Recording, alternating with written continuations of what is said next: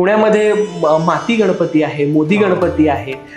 खुसरूशेठ मोदी यांच्या हे दुभाषी होते, म्हणजे ट्रान्सलेटर आजचे जसे असतात तसे. त्या दुभाषींच्या त्यांची जी बाग होती त्या मोदी बागेमध्ये तो गणपती जमिनीत सापडला होता. तो इतका सुंदर आहे, तो आजही तुम्हाला दिसेल. त्या गणपती नंतरच्या काळामध्ये त्याचं मंदिर तयार केलं. खुसरूशेठ मोदी गेल्यानंतर तिथं मंदिर तयार केलं आणि आज तिथंच ते मोदी गणपती आहे.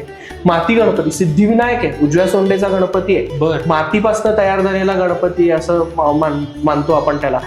पानशेतच्या पुराचं पाणी पार तिथं लागलं होतं, पण गणपतीच्या मूर्तीला कधीच काही प्रॉब्लेम झाला. ती अजूनही तशीच मूर्ती आहे जी नारायणपेठेत आहे. दोघेही माती गणपती मंडळच लगेच तुम्हाला दिसतं केसरीवाड्याकडे जाताना, आणि मोदी गणपती बरोबर त्याच्या आतल्या बाजूला आहे. वरद विनायक गणपती आहे, म्हणजे ज्याला आपण गुपचूप गणपती असं म्हणतो. लोकांना असं वाटतं की असं गुपचूप नाव काय, तर हा गुपचूप जे होते त्यांनी त्याला हे दिले होते, पैसे दिले होते, आणि त्याचबरोबर त्यांच्या आज्ञेने तो गणपती स्थापन झाला, म्हणून त्याचं नाव गुपचूप गणपती आहे. त्याचबरोबर आपल्याकडे उभा गणपती आहे. लोकांना माहिती नाही उभा गणपती. नारायणपेठेत एक उभा गणपती आहेच आहे, तो पटकन दिसतो.